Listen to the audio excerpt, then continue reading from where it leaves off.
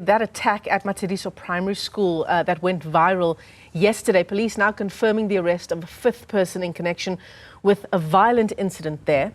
This is the incident that went viral yesterday. Well-known pastor Paseka Mboro Motswaneng was captured on video wielding a panga, demanding to take two children home with him. Now, the incident involves two families who are reportedly embroiled in a custody dispute. Let's get you a sense of the impact of this kind of scene. You can see him swinging that panga there. What's the impact on children? Dr. Shaheda Omar is a clinical director of the Teddy Bear Clinic. Dr. Omar, welcome to the program. And I'm sure you've seen the video of that incident. Two men with a panga, one holding what looks like a rifle. Children caught in the middle of what was just an awful scene. I can't imagine that they escaped from an incident like that unscathed.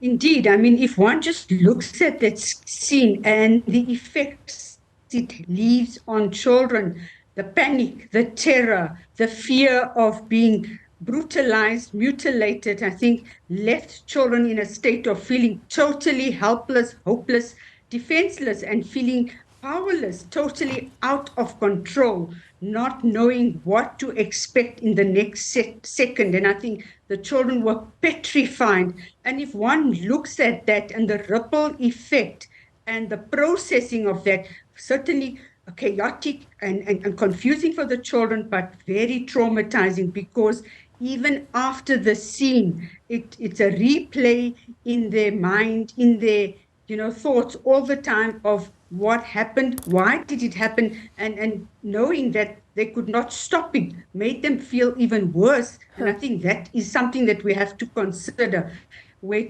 children feeling so helpless and powerless, and how to assume this or the sense of power and control. How do they actually take charge of the situation? We often find historically, if we look at clinical situations, where children then reenact this trauma by victimizing, by fighting back, sometimes becoming vengeful, uncontrollable, and resorting to violence, destroying property, destroying whatever comes in front of them. So this is a reality of the aftermath of something so severe and so heinous that we witnessed yesterday at the school.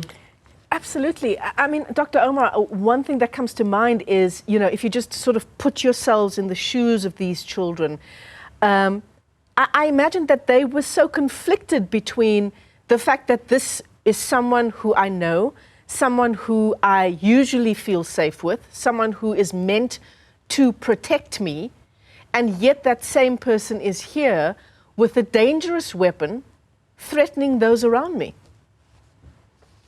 Indeed, that's one of the most gross violations that the children could have been subjected to. It's somebody known to them, somebody that they would look up to, a revered person, a religious figure, somebody that is certainly respected by all in the community. So the betrayal and, of course, the issue of trust. Now, when you speak about conflicted emotions, the violation that who can they now trust? Somebody that they should have trusted, that they should have felt safe and be protected by, because there's supposed to be implicit protection by, people in religious institutions, or even people holding such positions in the community. So this certainly has had a huge impact, a negative impact on the issue of trust on children. And of course, feeling that they've been now betrayed by somebody that should have protected them, certainly would create a lot more rage, a lot more hatred, a lot more feelings of being out of control and wanting to do something about it. And of course, resorting to maladaptive behavioral patterns. They do not know better. And if we just look at the broader society, that law does not always come immediately to one's response. The only other way is to take the law into one's own hands. Mob violence, the mob justice we see seems to be a natural progression, and this is something that we need to look at and understand, and process what has happened here. Yeah, I want to get to the issue of the church being burnt down in just a moment, Dr. Omar. But I want to talk to you about the kind of the psychosocial support that the children are now reportedly receiving from the education department. And I imagine it's not just about dealing with the immediate aftermath of what happened yesterday. So it's not just about talking to the children today, tomorrow, or this week, but it's also, surely it must be about monitoring their behavior over the coming weeks and trying to provide that support as the custody issues continue within their own family. I think we need to understand and appreciate that, sometimes children may manifest symptoms immediately after. Other children may manifest symptoms long after, because it's processing what has happened and it doesn't always make sense to them. And I think what we often see is then children start acting out, or one cannot make sense of the disorderly behavior, the destructive behaviors that are demonstrated by children. So what is critical now is that obviously the debriefing that needs to be provided to children, but ongoing supportive counseling as well. And you cannot put a timeline or a time frame to that counseling. Each child is unique and each child's responses will be different, and each child would require different interventions or different levels of support, working not only with the child, but working with the broader networks, the peers, the family members, people outside of that school setting, because we are seeing direct victims and we are also faced with indirect victims. So the vicarious trauma, where other children have heard about this and are fearing for their own safety as well. Yeah, absolutely. Because I imagine the children will be asking questions like, am I safe at school for this incident to have happened in the first place? Indeed, and school is supposed to be an institution for academic achievement, growth, development, progress, and it's supposed to be a place of safety, hope.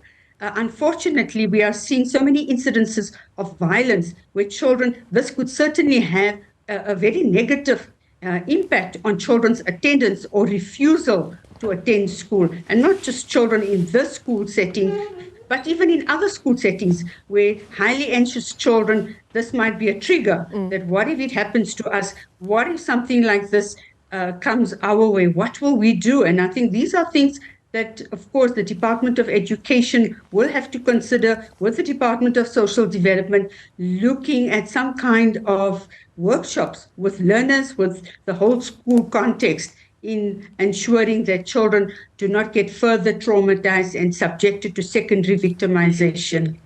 Absolutely. And you're bringing up an issue that hadn't actually crossed my mind, but it is so obvious. This is obviously an incident that went viral on social media. Chances, it's been all over the news today as well. Chances are children will have seen this video in all likelihood. The point is that an act of violence of this nature not only has a devastating impact on the children that were directly involved, who were in that room, seeing that panga being swung, seeing the man holding the gun, but it has so much of a broader community impact as well. I think we need to understand that, children do not exist in a vacuum. They do not exist in isolation. The children are part of systems, nested in systems. As I mentioned, it's peers, it's the neighborhood, it's family, it's recreational facilities, it's your other religious affiliations. So I think we have to also consider the negative connotation that may be associated with religious leaders, because one religious leader has failed to protect children or has violated children, what usually then gets internalized, that it becomes a pervasive issue that all religious leaders are not to be trusted. So I think these are things that have to be considered, because children, as I mentioned, are part of a bigger whole.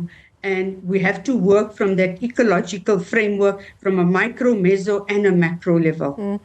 Dr. Omar, you would have seen as well the developing news over the past few hours of the day, with the church being burnt down in Katlehong as well, in response to that attack that took place at Matsediso Primary School yesterday at the church of Pastor Mboro. That kind of response from a school community, it says a lot about, I suppose, how we respond to trauma in our country, doesn't it?